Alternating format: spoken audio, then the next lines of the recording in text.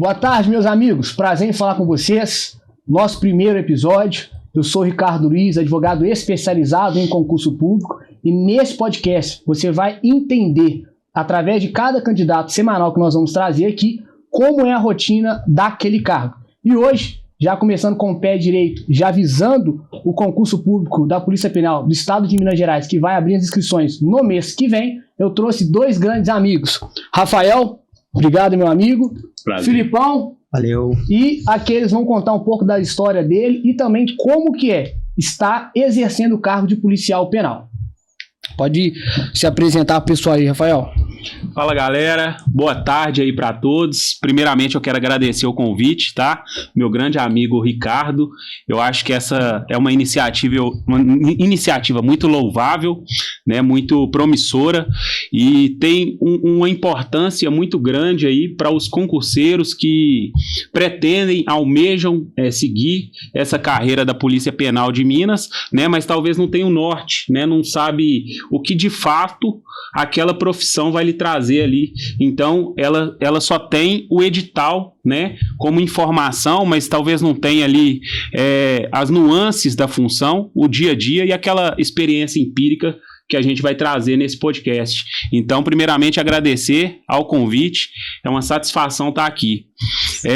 Meu nome é Rafael, né, lá na polícia eu sou conhecido como Gonçalves, é o codinome que a gente utiliza lá, e eu tô nessa profissão já faz mais de 10 anos, né? Então, aos 22 anos de idade, eu tomei aí essa iniciativa de resolver estudar para concursos públicos, né? E aquela época era uma época que era menos difundido, né, essa informação, a gente não sabia por onde começar, a gente não tinha tantos recursos para poder estudar mas mesmo assim eu vi ali naquela profissão uma oportunidade de mudança, né? Tanto na vida financeira como no meu papel social mesmo, que eu pretendia fazer.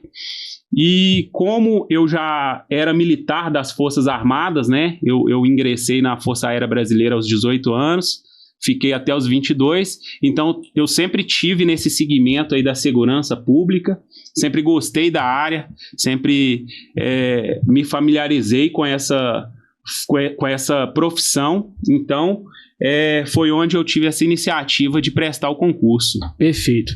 E você, Filipão, conta pra nós um pouco da sua história. Boa tarde, quero agradecer primeiramente a Deus, né? Nós estamos aqui hoje. Sim. Agradecer pelo convite, Ricardo, os demais aí da pessoal da produção.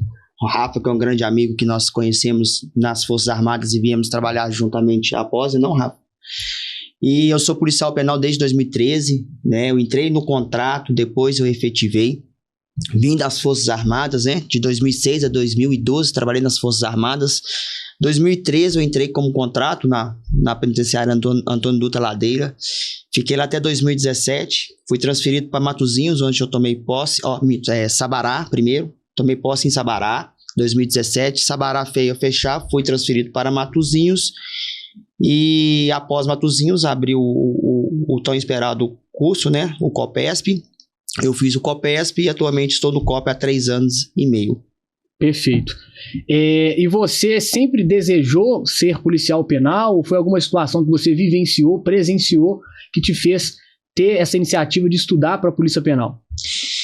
Então, na época eu não tive escolha, porque como eu saí da aeronáutica em 2012 e eu tinha um casamento marcado já em 2013, abriu aquele processo seletivo para contratado. Então eu vi aquela oportunidade surgir, eu entrei como contrato e em dezembro de 2013 abriu o edital e a prova foi em abril de 2014. Aí que eu vim passar e tornar efetivo. Não, perfeito. E um bizu, né? Como vocês tiveram que estudar, dedicar tempo ali, que vocês já podem compartilhar no início aí com o pessoal do método de estudo, preparação. O que vocês orientam o pessoal? Então, na verdade, para a gente falar dessas novas metodologias de estudo, né, a gente tem que fazer ali um link com o passado, né? Então, há 10 anos atrás, a nossa forma de estudar para concurso era bem diferente, né? Então, a gente tinha que se ater ali àquelas apostilas, né? O que a gente tinha de material era isso. bunda na cadeira, né? Sim, que isso aí é a expressão mais certa do concurseiro. Ele não tem que inventar demais, é sentar ali e estudar mesmo. Mas hoje a gente tem muitos outros recursos, né? Para que esse estudante ali ele consiga, de uma forma mais direta, mais eficaz, alcançar o seu objetivo. Então hoje a gente tem inteligência artificial que auxilia, né, o estudante ali a direcionar o estudo com base no que uma banca de concurso público daquele certame mais cobra, né? A gente tem hoje as chamadas mentorias, né, que ajudam e muito ali no preparo daquele candidato. E então, assim, na nossa época era isso, era uma apostila, sentava, estudava, lia a lei seca mesmo. Curso presencial, né? Curso presencial, a gente não tinha tanta opção. Sim. E hoje a gente já tem uma gama aí de opções para quem pretende, almeja aquela vaga, né? Então, se eu pudesse dar um bizu hoje, seria esse: estudar bastante, né? Horas ininterruptas mesmo, não tem essa de, eu vou estudar 1 horinha por dia que vai dar certo. Infelizmente, isso aí é utopia, a gente falar isso, mas sentar, estudar, utilizar de todos os recursos que estão à disposição, né? Seja inteligência artificial, seja um bom curso, uma boa mentoria, que eu acho que com certeza ele alcança o objetivo. Perfeito. E você, Filipão, qual o bizu? Igual o Rafa já falou, né? Na nossa época não tinha isso. Era pegar a motoca, né, Rafa? Ir pro curso presencial, trabalhar durante o dia e estudar à noite. E hoje em dia, com esses cursos que nós temos, até mesmo cursos online, né? Tem um parceiro meu lá do COP, que é o Roniel, ele tem um FX Concurso. Se vocês puderem seguir ele lá também, muito bacana. E na minha época era isso. Eu lembro que eu fazia, quando eu trabalhava na Dutra, né?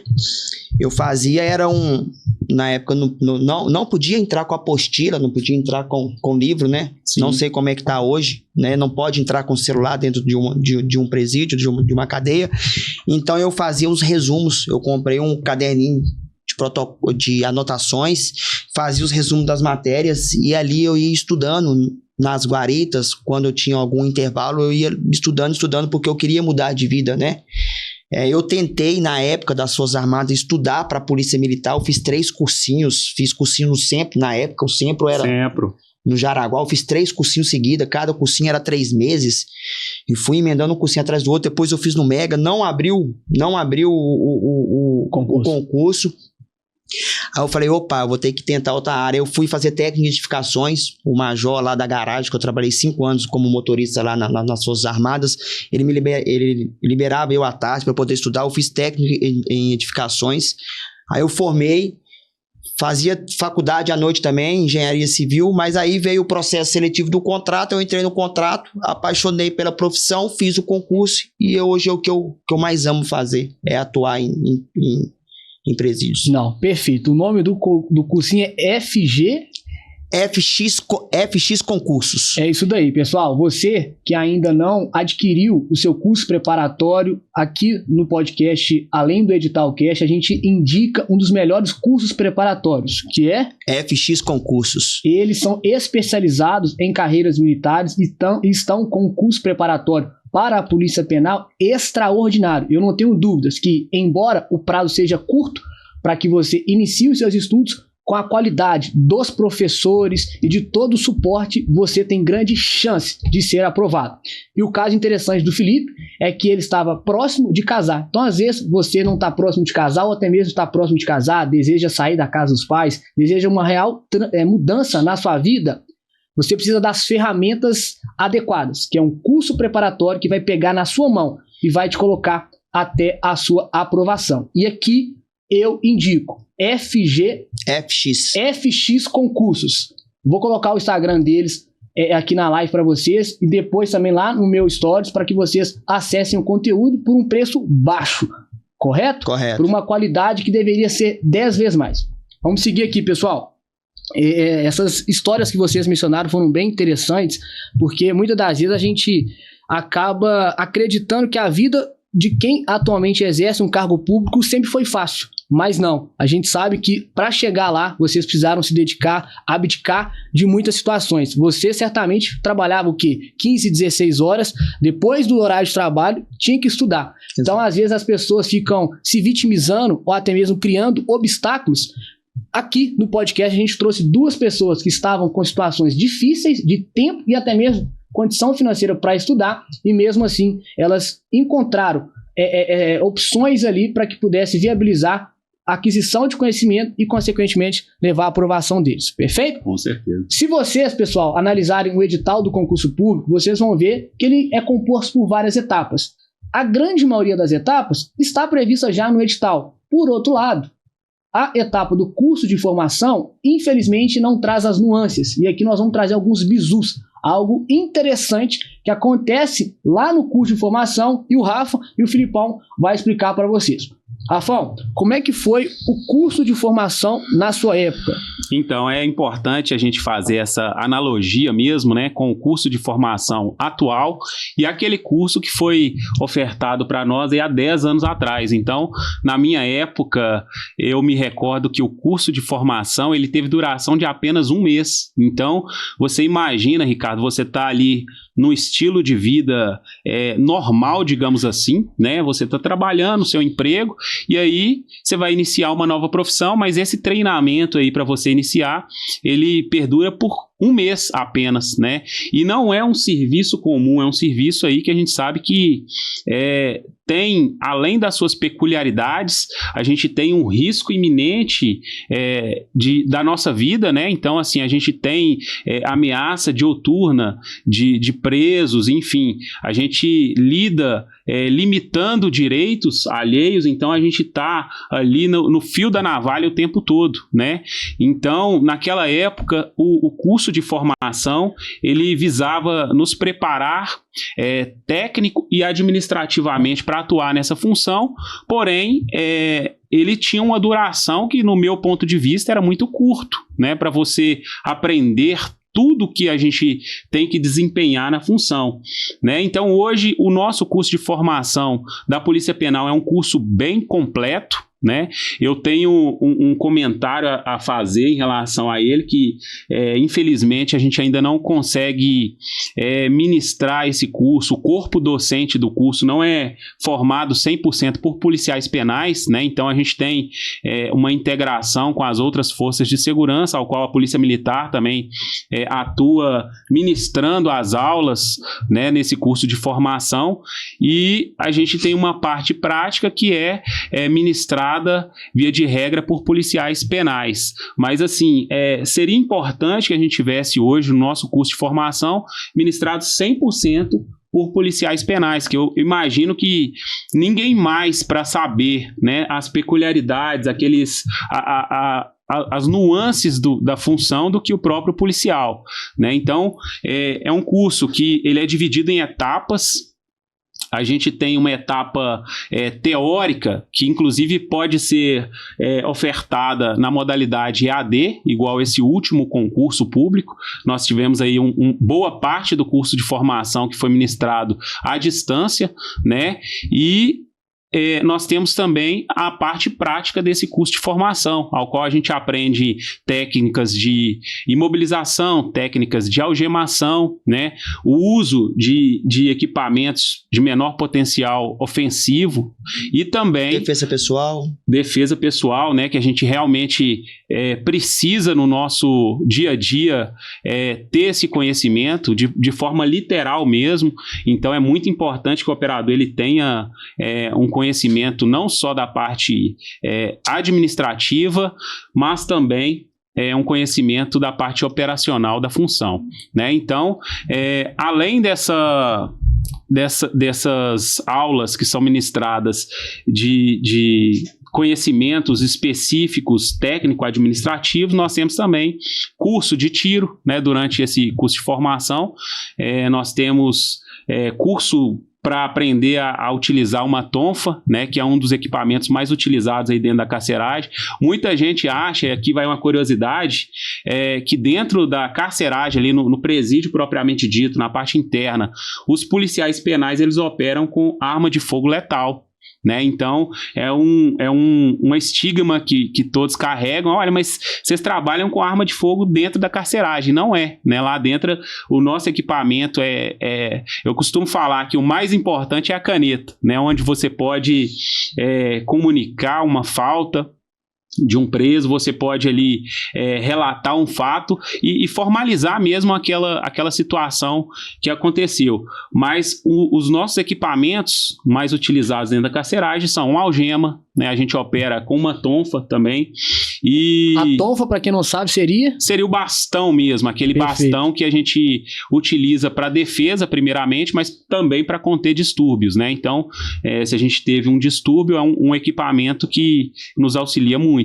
Mas, no nosso contexto geral, dentro da carceragem, a gente não faz uso da arma de fogo, até pelo risco e os efeitos colaterais que ela pode trazer dentro de uma carceragem, né?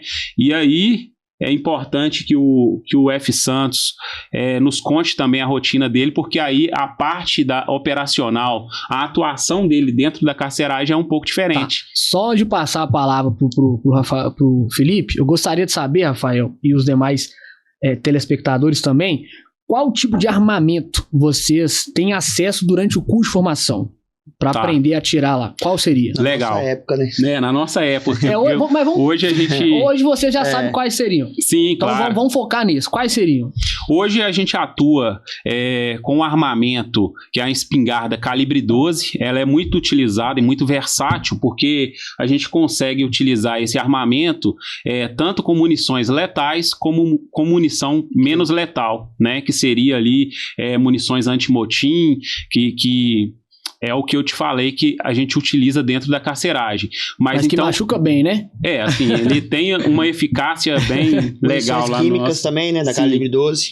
Então, hoje a gente opera basicamente com a espingarda calibre 12. A gente opera também com uma pistola de calibre 40, né? Que geralmente a nossa carga maior é esse calibre, mas na verdade nós temos as especializadas que também recebem um armamento de fogo de calibre 9mm, né? Então todos esses calibres são restritos aos órgãos de segurança pública, mas a gente tem direito sim de utilizá-los, né? E temos também carabinas de calibre 5.56, né? Ao qual os postos armados que a gente opera, geralmente a gente fica com essas carabinas, né? Que são bem eficientes também para o nosso trabalho, né? Pelo que a gente faz. E a gente também tem diversas granadas, né? Granada de luz e som, granadas de efeito moral, né? Que tem uma eficácia muito importante também para a gente no controle de distúrbios da massa carcerária. E aí o Felipe consegue falar melhor aí do armamento que eles utilizam no COP, né? Na nossa tropa de elite da Polícia Penal de Minas Gerais. Perfeito. Filipão, mas antes da gente chegar nesse momento que eu acho que é muito esperado por todos, saber como que são os setores, né, dentro aí da Polícia Penal, Canil, Drone, COP, vamos voltar ainda a falar do curso de formação. Na sua perspectiva e pelo que você já vivenciou, como é que é o dia a dia? A galera tem que se preparar mesmo, que é puxado? Conta o pessoal aí. Bom, então, eu acho que o Rafael já falou tudo, né? Ele só esqueceu ali, né, de falar o spray de pimenta, né? Que alguns operadores têm, compra particular, ou então ganha da própria unidade, né? Um sprayzinho de pimenta ali, usa a tonfa e a algema. Eu queria pedir autorização para dar uma quebrada desse protocolo e tentar falar do curso de formação do COP. É muito importante também. Estamos com o edital, em breve será lançado e, se Deus quiser, abençoar até ano que vem. Posso? Pode, mas aí no caso, os que vão ser aprovados, eles já vão conseguir ter acesso a esse curso ou não? Não, né? Não vão ter. Então isso aí já é um bizu para quem já é da Polícia Penal. Exatamente, perfeito. Porque tem que esperar o estágio probatório. Não, perfeito? Sim. Então, no meu curso de formação, né, e o edital 2021, o curso começou em 2022, nós tivemos mais de 600 inscritos. Eu lembro que eu fiz o último dia da inscrição, meu número da inscrição era 666, eu falei, puta que pariu, o número da besta, mano, caralho. Eu falei... O número da besta foi ótimo. Aí eu estava lá em Teresópolis treinando, fazendo uma prova com o meu cachorro, que eu sou adestrador de cães também, fazendo uma prova ali com o meu cachorro, falei, eu tenho que entrar no COP, eu tenho que ir pro COP, aí eu cheguei em Belo Horizonte segunda-feira, tinha lido o edital, pô, deixa eu ver se eu consigo flutuar 10 minutos. Aí todo mundo tava com medo dessa flutuação, né, tal. Falei, não, consigo, porque eu nadava, competia, a última competição minha de natação foi em 2017. Falei, não, beleza, eu vou fazer esse curso. Aí eu comecei a treinar, porra, aí eu entrei pra academia, não parece, né, mas fácil. Entrei pra academia, fazia natação 3 vezes por semana, fazia Muay Thai, corria para preparar para o curso. E uma dica que eu dou para quem quer vir fazer o curso é preparar 3 vezes mais do que o edital e preparar o psicológico, porque o curso é muito bom. Eu acho que um bizu que eu posso dar pro pessoal é que eu espero que seja EAD o curso, que formem todo mundo, né? Que seja 40, 50 vagas ali, que todo mundo forme. Eu torço por isso, sabe? Porque até mesmo, né? Todos os cursos tem que formar todo mundo, né? Porque o do Copa não vai formar todo mundo. Sim. Tô na torcida para chegar grandes operadores aí para somar conosco, né? Voltando no meu curso, desses 666 inscritos aí, até me perdi já, olha aí pra você ver. Passaram 126, foram 6 etapas, né? Teste físico, psicotécnico, tiro. Então, além de você ter participado de todas essas etapas para ingressar na Polícia Penal, depois para ir para o COP, tem que passar por isso todo novamente. É um curso interno. Perfeito. Vamos lá, 6 etapas, né? Durante essas 6 etapas, esses quase 700 inscritos passaram 126. E desses 126 que iniciaram o curso, formaram 19. Nossa Senhora. Formaram 19. Então, é os 18 irmãos que eu ganhei para a minha vida. Né? Eu tenho os 2 irmãos meus biológicos de sangue e mais esses 18 que eu tenho para a vida. Referente ao armamento, o Rafael já falou de tudo. A especializada hoje em dia, né? Nós temos 762, já falou 556, o fuzil IA2, né? Temos esse FAMAI, SMT. Sim, IA1 também. Né? Então, as calibre 12 com as munições menos letais e as químicas também. Aí tem os capacetes balísticos, né? Tem os escudos, capacete. E vocês consideram que os armamentos disponibilizados são suficientes para conter qualquer tipo de divergência dentro das penitenciárias? Olha, eu vou ser bem sincero para você. Eu e mais 6 irmãos meus, nós estamos preparados para entrar em qualquer cadeia aí de Minas. Ou aqui caveira fora. Mesmo? Já teve ocasião que tivemos que entrar e vai entrar e é pau no gato sem massagem. Resolver, né? Eles são o que nós chamamos aí de última ratio da Polícia Penal, né? Então, realmente, o que ele fala não é exagero, tá? Eu tenho aqui que parabenizar todos os integrantes desse comando de operações especiais, né? Na verdade, a nomenclatura correta aí é Comando de Operações Prisionais Especiais da Polícia Penal. Então, como a gente fala aqui no nosso jargão, são um bando de irmãos, um bando de guerreiros, né? E eles merecem, sim, todo o mérito. Eles são a nossa elite, né? Então, a última força, né? A última força quando nada consegue resolver ali aquela crise, aquele distúrbio, a gente tem que ligar para o COP. Né? Então, é isso. Filipão, quando você falou isso aí, eu e mais 6, 7 irmãos, independentemente da quantidade de detentos na rebelião ou divergência que tiver acontecendo, você deu um sorrisinho, imagino que você tenha se recordado de uma situação vivenciada em que essa quantidade de policiais penais conseguiram resolver. Conta para nós uma situação aí que você viu que o conhecimento adquirido no curso foi suficiente para conseguir regularizar aquela situação que estava totalmente fora do controle. Então, salvo engano, foi 2017. Eu não estava no COP ainda. É o que fez eu falar assim, caralho, eu vou ter que ir para esse grupamento. Eu quero ver como é que esses caras atuam, que esses caras eram muito loucos. Teve um princípio de montim na Dutra. Os presos, eles retiram as camas, né? Como se fosse isso aqui, é de alvenaria. Eles entram por baixo, chutam, retiram as camas e batem nas celas. Então, no pavilhão 4, 5, 6... tinham mais de 3 celas estouradas e ali cada cela é 20 presos, então tinha em média 60 presos soltos. E o COP, e a ordem do diretor na época era o quê? Fechar tudo e chama o COP. Aí fechamos tudo e nós olhando assim da gaiola, né? A gaiola seria, só o pessoal entender também, A gaiola é muito importante também conta pra nós aí. Fala, Rafael, o que seria a gaiola? A gaiola, propriamente dita, no âmbito da carceragem, é um entreponto onde o policial penal ele fica ali entre o corredor da carceragem e o acesso externo do pavilhão. Então, quando a gente conta que a gente está escalado nesse posto de serviço chamado gaiola, nós somos ali o guardião de todos aqueles que vão acessar a carceragem propriamente dita, entrando ou saindo dela.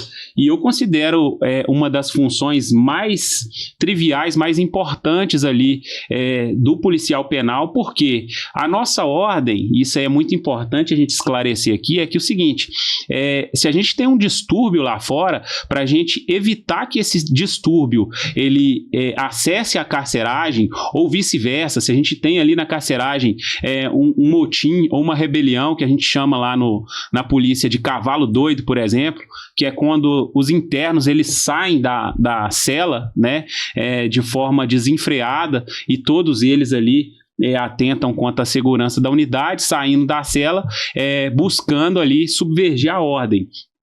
Então, a função desse gaiola é fazer com que essa saída dos presos ela cesse. Então, a gente tem a responsabilidade de manter na nossa custódia a micha contendo todas as chaves das celas, né? Então isso aí é uma função, nós somos os guardiões ali dos portões do inferno, eu costumo falar isso aí.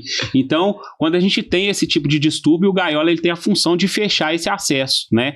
Independentemente de quem esteja lá dentro. Então, infelizmente, se a gente tem uma situação ao qual o policial penal, ele está ali, né, na condição de refém, né, seja na condição de refém ou até mesmo desempenhando as suas atribuições ali naquele acesso, que é o corredor da carceragem, a gente infelizmente tem que controlar esse acesso, fechando essa grade, esse portão, né, até a chegada do nosso reforço.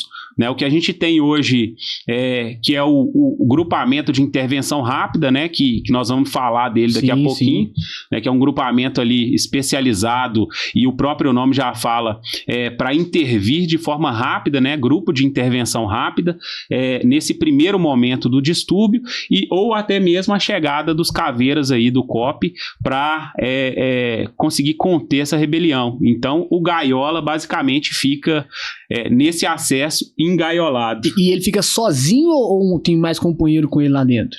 O adequado na nossa profissão é o seguinte, que a gente sempre ande com no mínimo outro policial, né? Porque, via de regra, a gente tem a nossa fé pública, a gente tem a nossa presunção de verdade, de veracidade em todas as nossas ações, né? Isso aí é uma prerrogativa que o policial ele ganha, ele recebe ali no momento que ele ingressa para essa profissão, né? Porém, a gente trabalha também com o que a gente chama de supremacia de força. A supremacia de força, ela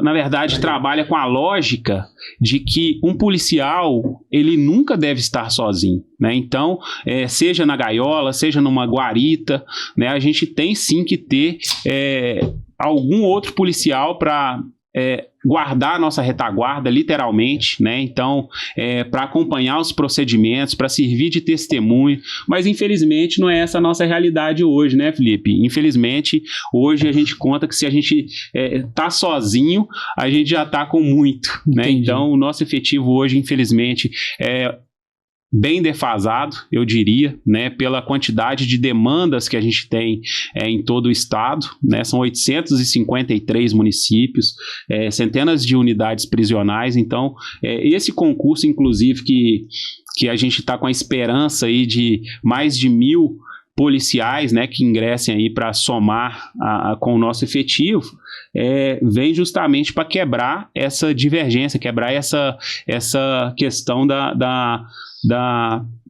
falta de policiais, né, no âmbito da polícia penal. Então, nesse momento, a gente atua sim sozinho nessas gaiolas. Então, pessoal, você que tem um físico forte igual o meu, você vai ter que trombar com muita gente e vai ter que ter coragem, não é?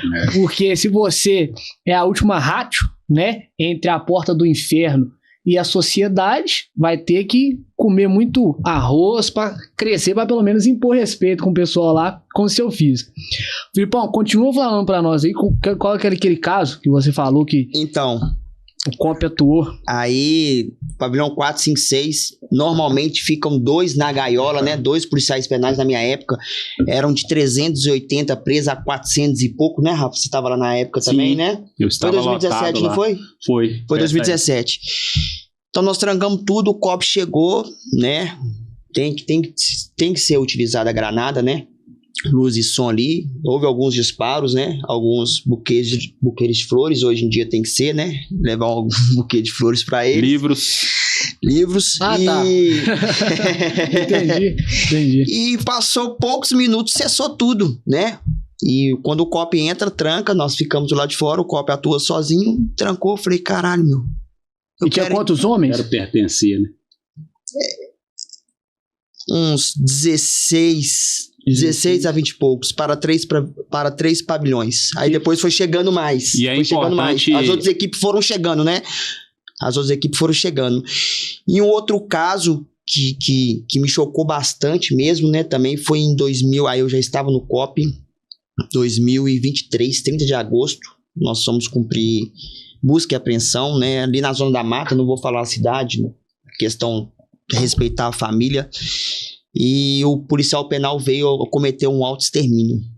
E eu fiquei muito assim, eu estava de ponta, estava eu e o Chacal na época. E eu estava conversando já com esse policial penal. Nós tentamos de tudo, né? Para ele não cometer aquilo que ele cometeu. Ele estava próximo, a filha dele estava dentro de casa, de 13 anos. Então a gente ficou naquela, o que eu deveria ter feito, o que eu deveria ter falado, o que eu poderia ter ajudado, o que confortou nós naquela ocasião foi uma carta que ele deixou de despedida. Então ele já estava pensando nisso. E a esposa dele chegou logo após e falou que ele já ia cometer isso. E uma outra missão também honrosa, assim, que mexeu bastante comigo e com outros operadores, vamos dizer assim, né, principalmente pessoalmente, foi a missão do Rio Grande do Sul, né, na enchente. O COP ficou lá quase 30 dias. Nós saímos, eu lembro que era o primeiro dia das mães que eu ia passar com meu filho, com a minha esposa. Eu saí dia 12 de maio, não vi a minha esposa, deixei o presentinho lá e pro meu filho entregar a ela, de 8 meses na época. Fui pra missão. Então foi muito chocante para nós o que nós vimos lá, o que nós passamos lá, uma experiência de vida que não vai tirar... Divisor de águas, né? Entendi. E é interessante isso, Rafão, porque a pessoa, hoje em dia, lê o edital, vê uma remuneração que, para o Brasil, é uma remuneração boa, tem a possibilidade de andar armado, só que ela acaba se esquecendo que após a posse no cargo, ela vai ter responsabilidades que vai sempre prevalecer sobre a sua vida pessoal. Né? Então, no caso dele, primeiro dia das mães com a esposa, ele teve que abrir mão para servir a sociedade. Exatamente. E um público que muita gente, hoje em dia, infelizmente, por conta das nossas políticas públicas de segurança, que aumento da criminalidade, pouco se importa. Com certeza. Né? A gente deveria sim se importar, mas com a ausência de efetiva punição para eles, a gente acaba justificando um mal pior para eles, por conta que quando eles estão aqui fora, ninguém faz nada para prevenir. Mas, enquanto sociedade, e vocês, enquanto servidores públicos, têm esse dever, né, funcional de resguardar também a vida daquelas pessoas que estavam na prisão. Que foi o caso que vocês foi principalmente para isso, né? Isso. Para acompanhar o pessoal, dar suporte para os policiais penais do Rio Grande do Sul. Exatamente. Perfeito. E para a população também, né? E para a população também? Eu me recordo que, inclusive, vocês levaram água, né? Isso, levamos não sei quantos mil litros de água e nós trabalhávamos um dia e folgava o outro dia. No outro dia nós ajudávamos os próprios policiais penais que tinham as casas ali, né? Retirando barro. Dava apoio também aos entregas de roupas, né? Os abrigos, né? Tinha um caso de uma família lá, 7 irmãos que perderam a casa. Os 7 perderam a casa. E eu fiquei, caralho, como é que vai construir a família agora? Uma coisa é eu perder minha casa, eu ter meu irmão, minha irmã. Agora os 7 perderam a casa, tudo num abrigo.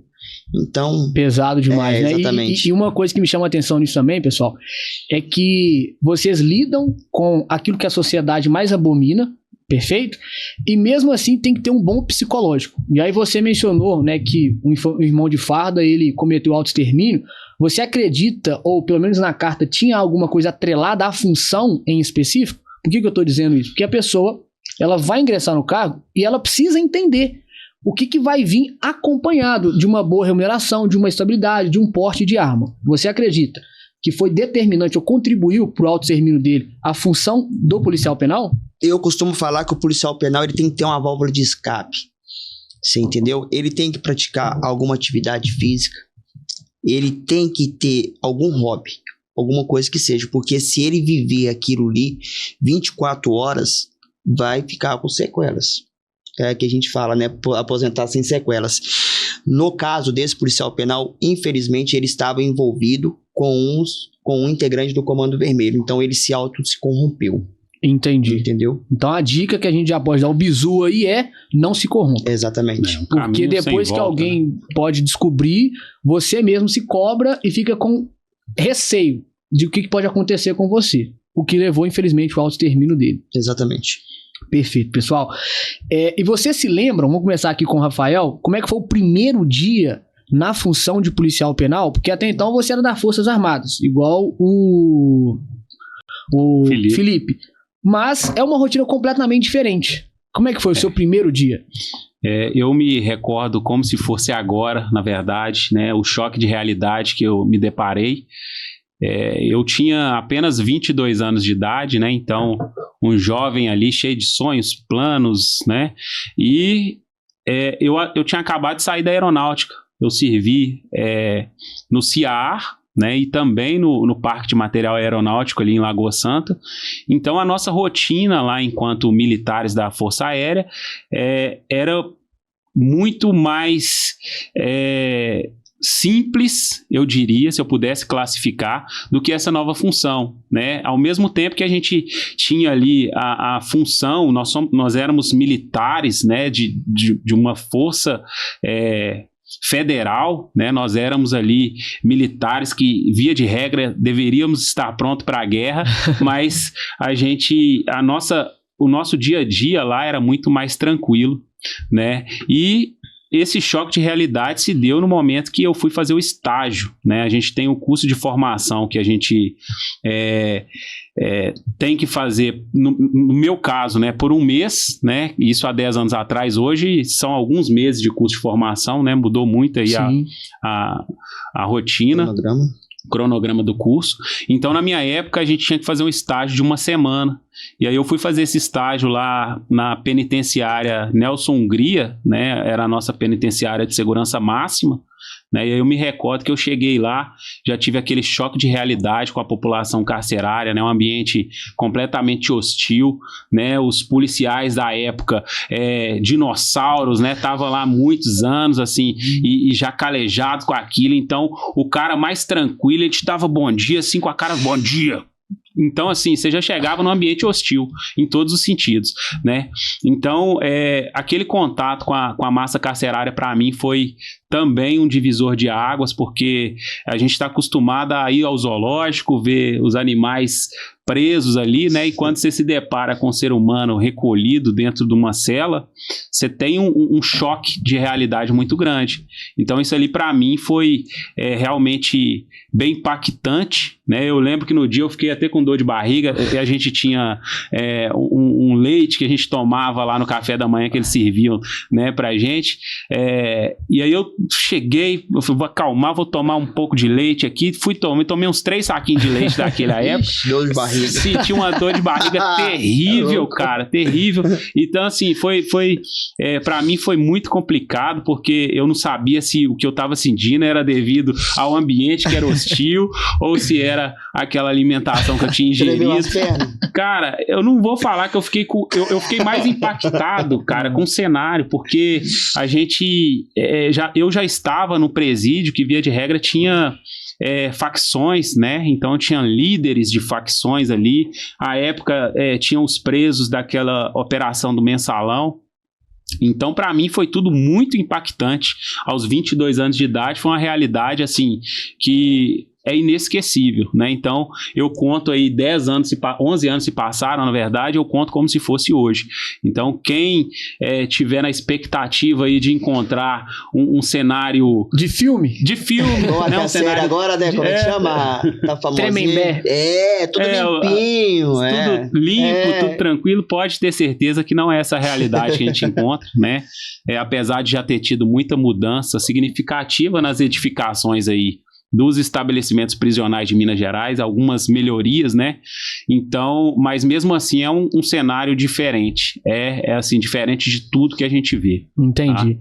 E você, Filipão, como é que foi o seu primeiro dia no cargo? Então, foi como contratado, né? 2013, nós tivemos que ficar ali 15 dias no GTI. GTI é o grupamento transinterno que faz aquelas movimentações diárias dos presos.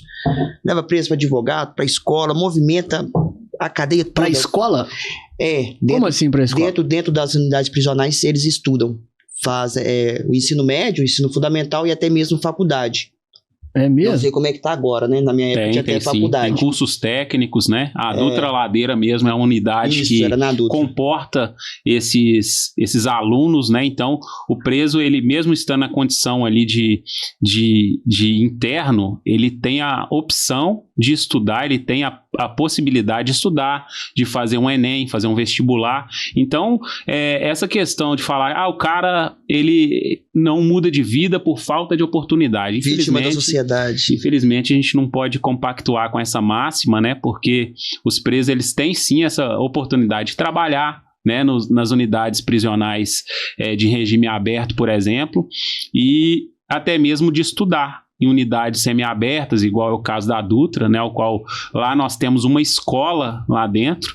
Então, o preso, ele tem essa possibilidade de estudar lá também, durante o cumprimento da sua pena. Entendi. E aqui vai um bizu meu também, enquanto advogado especializado em concurso público, porque embora o preso ele tenha a possibilidade de estudar, dependendo do concurso público que eventualmente ele queira fazer, infelizmente ele não vai poder tomar posse no cargo, porque a gente sabe que até mesmo a Polícia Penal tem a etapa de investigação social e que vai fazer uma análise da vida pregressa daquela pessoa. Então, se você deseja fazer o concurso da Polícia Penal e eventualmente já foi condenado criminalmente ou constantemente infringe as leis, seja de trânsito, qualquer uma que seja, é bom você conversar com o advogado antes para evitar de você dedicar o seu tempo e, quando chegar nessa etapa, ter uma grande probabilidade de ser eliminado do concurso público porque não possui idoneidade. Perfeito? É importante destacar nesse assunto, doutor Ricardo, que nós, enquanto cidadãos, a gente está o tempo inteiro ali com a possibilidade de cometer uma infração, igual você disse, né? Até mesmo em legítima defesa, a gente tem possibilidade de incorrer, né, nesses crimes. Então, a gente não está isento. Porém, se a pessoa ela tem esse sonho realmente de seguir essa profissão, eu acho que ela tem que correr atrás e, eventualmente, se ela tem algum impasse, algum conflito com a lei, que ela realmente procure um escritório especializado, igual o caso do seu escritório, né? Especializado aí nessa área de atuação, que eu tenho certeza que a pessoa pode ser que ela consiga reverter essa situação. Exatamente. Né? Então, nós já tivemos inúmeros casos interessantes no escritório, mas um recente que chegou pra gente, que é da Guarda Municipal de um município de São Paulo, onde o nosso cliente, nós fizemos um recurso administrativo, a esposa dele, eles se divorciaram e ela falou, olha, você não vai tomar posse no cargo.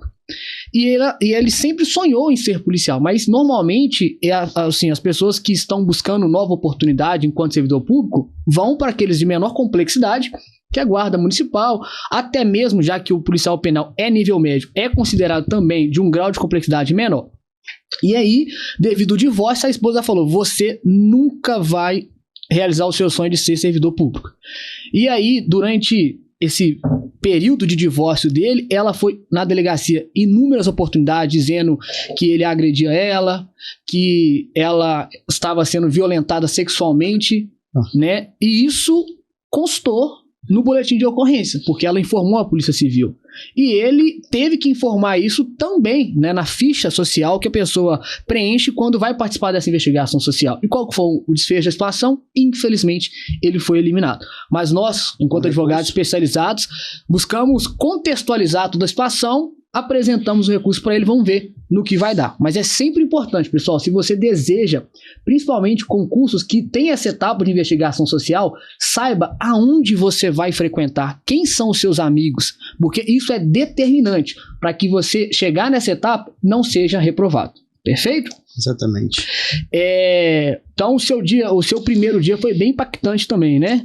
Aí eu cheguei, né, nesse grupamento de transinterno, na Dutra Ladeira são 6 pavilhões, anexo 2, é o pavilhão 4, 5, 6, mais de 380 presos, só que nós éramos muitos, né? Então, na época, não ficou tão assim.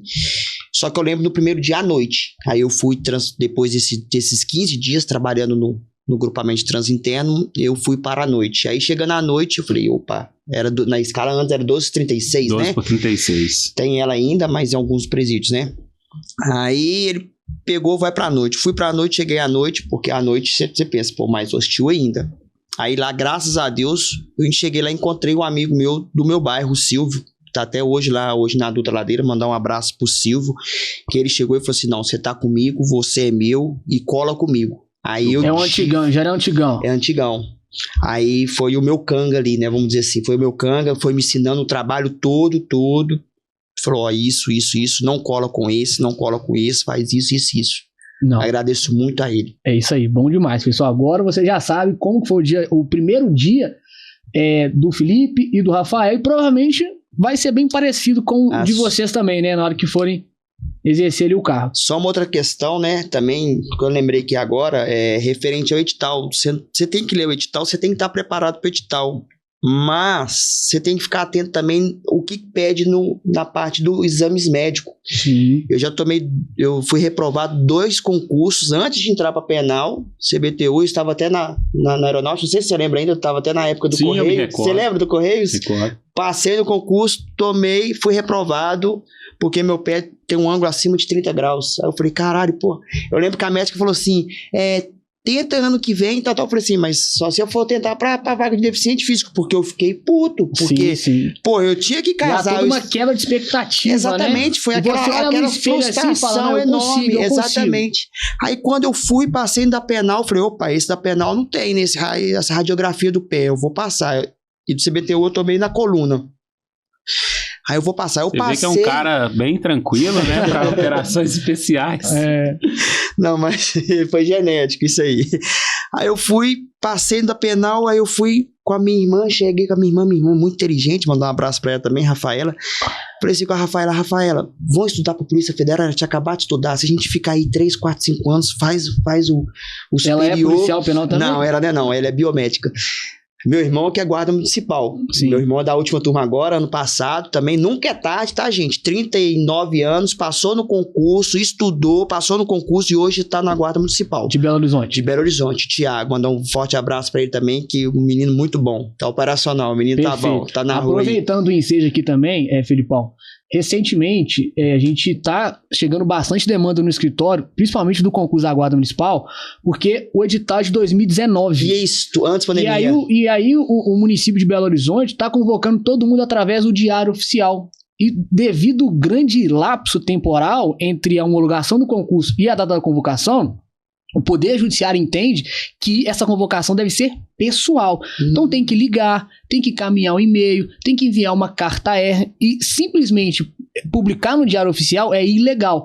Porque a partir de um pressuposto que o candidato vai acessar depois de 4, 5 anos o Diário Oficial Municipal, é completamente desproporcional. Sim. Então, se você está nessa situação, procure um escritório especializado que certamente vai conseguir te orientar. Principalmente aqui o Tribunal de Justiça de Minas Gerais, que já tem um entendimento pacificado, que devido a esse decurso de prazo muito, muito grande, a convocação, a nomeação deve ser feita de forma pessoal e não através do Diário Oficial. E perfeito? Falando até em relação a esse lapso temporal aí que perdura esses certames, o candidato que tiver na expectativa de prestar o concurso da Polícia Penal de Minas Gerais, ele tem também que estar preparado para esse período, né, para esse tempo aí de duração do concurso. Então, o que a gente tem como experiência dos últimos concursos é um período de 3 a 4 anos até o candidato entrar em exercício. Então, o cara fez o concurso público ali naquela expectativa de já começar a trabalhar, ele tem que entender que a gente tem as 6 etapas para serem cumpridas, né? Que demora em média 1 ano, 1 ano e meio. Via de regra, sim, mas a gente sempre tem os percalços, né? É ano de política, ano de eleição e etc. Mas, por exemplo, o último concurso da Polícia Penal, os candidatos tiveram que refazer o TAF. Né? Então o teste físico deles ali foi anulado, eles tiveram que fazer 2 vezes, e nesse período aí tiveram candidatos que infelizmente perderam a vida, né? Durante essa etapa, né? Então essa questão do tempo a gente vê faz parte da realidade cultural desse concurso da Polícia Penal, né? Diferentemente aí de outros certames, igual da Polícia Militar, que já tem todo um cronograma consolidado, né? E é respeitado, né? É respeitado. Exatamente. Até porque a própria banca ali que vai acompanhar e administrar esse certame é a própria Polícia Militar, né? Através da CRS. Então a gente precisa de bancas terceirizadas para conduzirem esse certame, o que faz com que talvez seja um desses motivos, né, pelos quais perdure por 3 anos, aí, em média, o concurso da Polícia Penal de Minas Gerais. Não, perfeito. Agora, pessoal, nós vamos falar da rotina e escala. Qual que é a escala que tem lá na Polícia Penal? É sempre a mesma ou fica a critério, a depender da unidade prisional que aquele profissional vai trabalhar? Por que eu estou perguntando isso? Muita gente que deseja ingressar na Polícia Penal se pauta na jornada 24/72, correto? Mas correto. Essa jornada, ela vai ser possível de todo mundo seguir ela ou não? Tá, vamos lá, eu vou começar falando aí dentro das unidades prisionais, o nosso contexto, aí o Felipe fala lá nas operações especiais.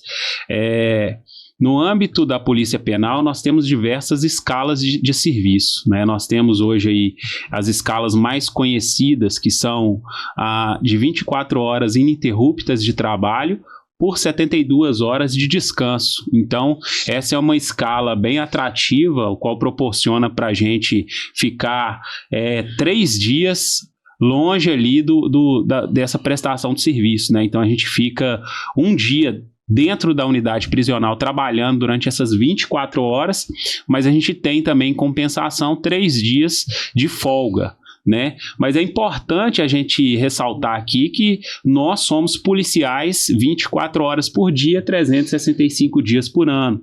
Então, o cara que está na expectativa de fazer o concurso, pensando que eu vou entrar de férias e vou esquecer essa profissão, não existe o caso, né? A gente pode ser convocado, inclusive, nas nossas férias, né? Então, é algo que tem essa peculiaridade, né, que apesar de você estar na sua folga, você pode ser convocado a critério da administração pública para suprir alguma missão, né, para reforçar um efetivo naquele dia específico, né, e além disso nós temos também a jornada extraordinária de trabalho, né, que o cara ele vai trabalhar as 24 horas, mas nem sempre vão ser 24 horas exatas, né, o cara às vezes ele está numa escolta hospitalar e por diversos motivos o seu rendimento não chegou. Você não pode deixar o preso ali, né, internado e simplesmente sair porque deu o seu horário de encerramento de expediente, né? Então, você responde administrativamente, até criminalmente, por esse abandono de posto. Não pode. Então, com isso, a gente tem aí as 24 horas e mais o que o destino nos reservar aí, né? Então, essa é a primeira escala que a gente tem. Nós temos também a escala de 12/36. O que seria isso? Seria 12 horas de trabalho por 36 horas de descanso.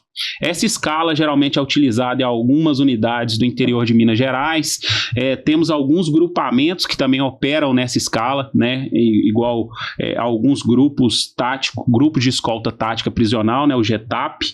Eles, em algumas unidades eles operam no 12/36, ao qual ele também tem a modalidade de dobradinha, ou seja, quinta e sexta trabalha, folga sábado e domingo e vice-versa na outra semana. Então, durante a semana mesmo, propriamente dita, você trabalha 12 por 36, mas chega o final de semana, você trabalha quinta e sexta e folga sábado e domingo. Entendi. Né? Dentro desses grupamentos 1236, o GIR e o próprio Canil também, né? Algumas unidades. Sim, exato. Eu ia perguntar exatamente para você, o Felipe, se o COP e os demais setores especializados, eles também seguem essa escala de trabalho ou se é diferenciado? Então, o Rafa já deixou bem claro, né? Atualmente, hoje no COP, nós temos 2 grupamentos, né? Que é o GOT e o escolta, grupamento escolta. Então, o GOT é 24 horas. E o GOT? GOT, é. E só explica pro pessoal o que seria o GOT. O GOT, nós somos... A principal função do GOT hoje, né? É intervenção. A gente manter a ordem quando somos acionados, né? Um exemplo, o Rafa tá lá no Gameleira, né, Rafa? Sim, tô lotado lá. Tá lotado no atualmente. Gameleira. Aí o Gameleira acionou nós por uma contravenção de ordem, aí o GOT tem que ir para resolver, né? O GOT também faz serviço da escolta, né? Nada que impeça o operador do GOT ajudar o pessoal da escolta e outras demandas, exatamente.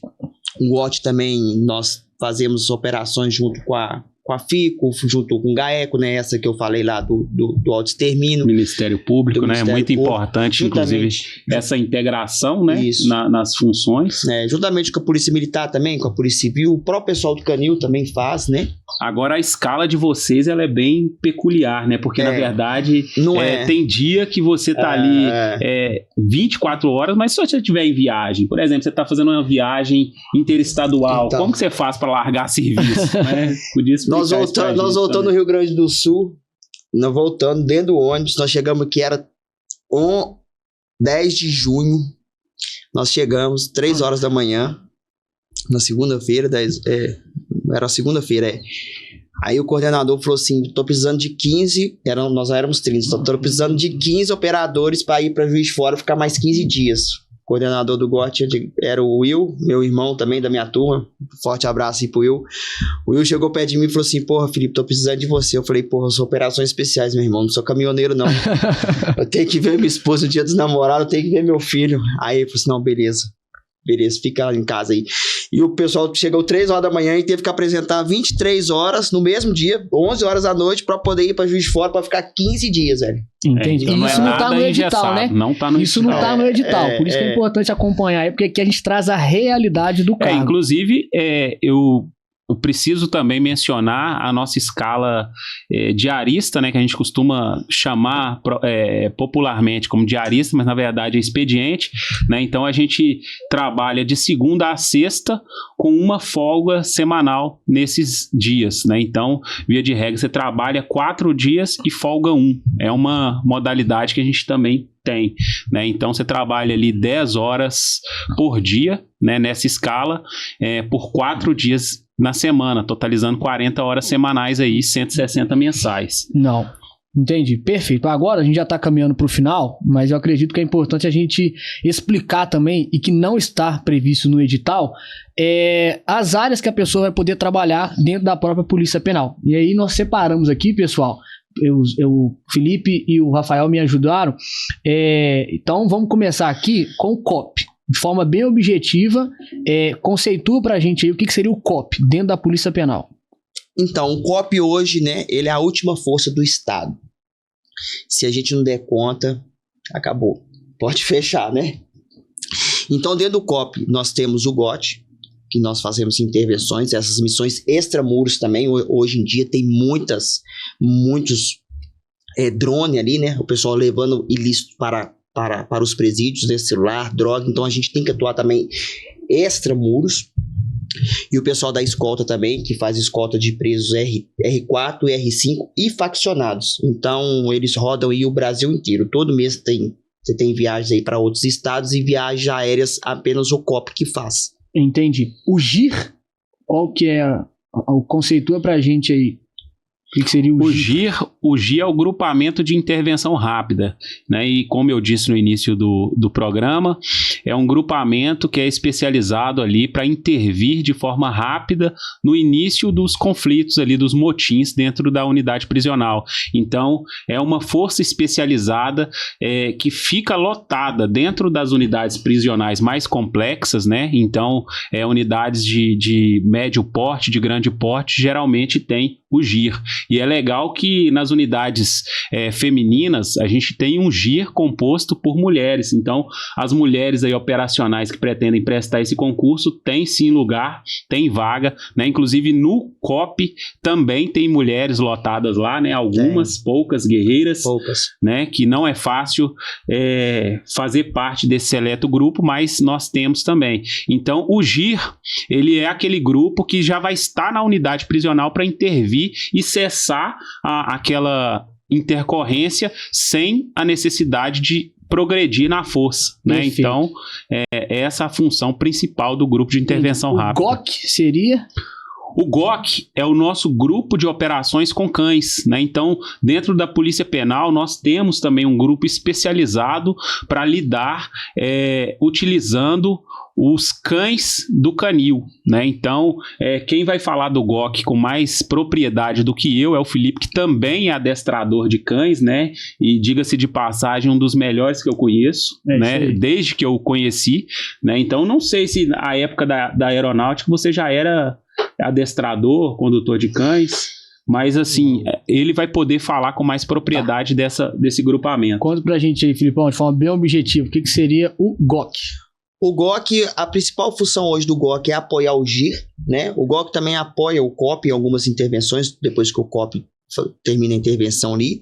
E hoje, a principal função do GOC, no meu ponto de vista, uma das mais importantes, é achar ilícitos, desde que seja uma arma de fogo, droga e até mesmo celular, né, que nós temos cães preparados para poder utilizar isso. E utiliza também para poder escorar um preso, ou exemplo, vai ter que retirar 30 presos daquele pavilhão para mover para aquele outro pavilhão. Aí beleza, chama o canil, chama o GIR. É uma ferramenta muito importante. Os cães são bravos demais. Auxilia no banho de sol, né? Entendi. Além disso, eles fazem apresentações também, né? Então, essa proximidade com a sociedade é muito legal quando o GOC ele faz essas apresentações, mostra para a sociedade a importância mesmo da utilização dos cães nesse cenário. Né? Então faz todo sentido, né? Você precisa ali encontrar ilícitos de forma que o ser humano ele não consegue encontrar, mas o faro do cão nada passa despercebido, né? Não, então, perfeito. Existem outros, né, setores dentro da Polícia Penal, mas para a gente concluir, vamos falar agora do GPAER. Seria a pronúncia certa, GPAER mesmo. Isso. O que seria o GPAER? O GPAER é o Grupamento de Patrulhamento Aéreo no âmbito da Polícia Penal de Minas Gerais. É um grupamento especializado ali no uso de aeronaves remotamente pilotadas, né, ou seja, drones, que realmente faz parte hoje do nosso contexto. Então, a gente tem atualmente diversas tentativas de investidura com ilícito, fazendo uso dessas aeronaves, né, de drones, né? Hoje faz parte da realidade do Ceresp Gameleira, por exemplo. Praticamente todo plantão a gente tem aí a tentativa de ingressar de forma ilícita com materiais, né? Seja ele uma arma, seja ele um celular, drogas, enfim. E a principal função do GPAER é justamente fazer esse patrulhamento nas unidades prisionais. E aí é importante mencionar, que eu acho que é válido, que o nosso GPAER, hoje ele conta com um kit antidrone, né? Que seria uma arma especializada em abater drones, né? E um mecanismo também RF, salvo equívoco, né, que é utilizado para monitorar onde tem aeronaves. Então, hoje, no Brasil, somente a Polícia Penal de Minas Gerais que detém esse kit antidrone, né? Então, eu acho bem legal isso aí. É uma atribuição relevante e essencial no desempenho das nossas atividades. É isso daí. Então, pessoal, se você gosta de lidar com cães, tem interesse em trabalhar na área da tecnologia, sobre uma perspectiva do drone ali, Sim. a Polícia Penal tem lugar para você. Certamente vai ser bem-vindo com o seu conhecimento. Pessoal, para a gente finalizar literalmente, vamos falar agora somente em relação ao armamento, que vocês têm autorização de portar. É permitido vocês utilizar no Brasil inteiro ou somente restrito aqui no estado de Minas Gerais? Fala pro pessoal, porque muita gente tem essa dúvida ainda. Legal, é uma dúvida muito pertinente. Eu lembro que na época que eu entrei para a Polícia Penal, a gente tinha uma limitação com o uso de armamento, então a gente podia utilizar só armamento permitido, né? Ou seja, os calibres que tem uma força menor, né, digamos assim, né, de impacto, enfim, há uma energia menor, mas hoje a gente conta com a possibilidade de utilizar armamentos de ponta, né? Então hoje o candidato que pretende prestar esse concurso da Polícia Penal, ele vai contar aí com a autorização para utilizar armas de calibre 9mm, arma de calibre .40, né? Inclusive mais de uma arma de fogo, né? E eu acho porte bem legal federal, da nossa função é que nosso porte é um porte federal. Exatamente. Então você precisou viajar para outro ente federativo, para outro estado, você consegue viajar de forma legal com seu armamento, né? Então hoje isso aí para a gente faz total diferença. Eu costumo falar que a arma de fogo você não só pode utilizar, você tem que utilizar. Então eu ando com a minha 24 horas por dia, eu tenho certeza que o Felipe também, né? Então é um privilégio, né, que a gente chama ali o ius puniendi, né, do Estado investido em nós aí, esse direito. Mas assim, é só uma ressalva, que além de um direito que você tem, né, de portar arma de fogo, é uma responsabilidade muito grande. Com certeza. Então, para quem pensa em prestar esse concurso aí, o nosso apelo é que a pessoa ela seja menos funcionário público e mais policial, né, que venha de fato de vocação, que queira e goste de trabalhar, porque o que a gente tem de reclamão aí, o cara que entra na função só quer saber dos direitos, né, só quer saber ali das prerrogativas que ele tem, mas na hora das obrigações, na hora da responsabilidade mesmo, os deveres propriamente dito, o cara não quer saber. E aí o porte de arma que a gente tem é um diferencial para essa carreira, né? Perfeito, perfeito. Pessoal, então aqui nós conseguimos esmiuçar, acredito que grande maioria das dúvidas, mas estava analisando vocês dois e vi que vocês têm umas características fisiológicas diferentes. O Rafael tem uma barba, o Felipe tem um bigodinho, o Rafael tem tatuagem, pelo menos à primeira vista você não consegue identificar que o Felipe tem, não sei se ele tem, você tem tatuagem? Tem duas. Enfim, por que eu estou dizendo isso para vocês? A Polícia Penal também é legal dela que não tem muita limitação de característica física, né? Ela não restringe quem tem tatuagem, quem tem barba, então isso é bem interessante, perfeito? Pessoal, a gente vai encerrar agora a nossa live. Agradeço novamente, Rafael, meu amigo, muito obrigado, satisfação. Tudo do meu coração. Valeu. Filipão, acredito que o que vocês compartilharam aqui é de grande valor para aquelas pessoas que têm efetivo interesse e aquilo que o Rafael falou, aptidão, porque a gente não quer, né, vamos assim, enquanto sociedade eu falando, pessoas que vão ingressar nessa carreira e vão ser corruptas, que vão se utilizar do cargo para sair na sociedade, se sentir melhor, simplesmente porque está portando uma arma de fogo, perfeito? Verdade. Se você, pessoal, que está assistindo essa live, gostou desse episódio, compartilhe com o seu amigo. Vou deixar aqui abaixo o link do Instagram do nosso podcast para que você siga, acompanhe e principalmente compartilhe com seus amigos que vão fazer a prova da Polícia Penal. E também qualquer dúvida que vocês tiverem, pode deixar aqui no comentário relacionado ao cargo e principalmente se uma irregularidade que você tem de questão de saúde, de investigação social, certamente a gente vai dar esse suporte para vocês e vão contribuir para que você consiga exercer o seu cargo. Mensagem final, meu amigo, conselho que você dá para o candidato que vai fazer esse concurso. O primeiro conselho que eu dou é que ele siga as redes sociais do seu escritório, né? Que ele siga também o Além do Editalcast, que eu acho que é o canal que vai sanar ali as dúvidas daquele conhecimento empírico mesmo de vida, além do edital. Então ali ele vai saber o que de fato ele vai exercer, o que ele vai fazer, vai desmiuçar ali as nuances daquela profissão, né? E qualquer dúvida que tiver também, sugiro que encaminhe ao Dr. Ricardo, que eu tenho certeza que o que ele não souber responder, ele vai procurar quem saiba, né? Então seja a dúvida ali uma dúvida do relacionada próprio cargo, né? ao próprio cargo ou ao edital mesmo. Então sigam ele aí, que eu tenho certeza que é um caminho certo para aprovação. É isso aí. E você, Filipão, conselho final para quem vai fazer esse concurso público? Eu acho que quem quer entrar na Polícia Penal tem que estar no sangue, a pessoa tem que gostar. Ela tem que nascer para aquilo. E no COP tem que ser faca na caveira mesmo. Então eu acho que a pessoa não deve vir assim pensando, eu vou porque a escala é boa, porque eu tenho uma arma, porque eu vou estudar para outro concurso. Mesmo que se você entre para a Polícia Penal, que você esteja na Polícia Penal, faça com excelência.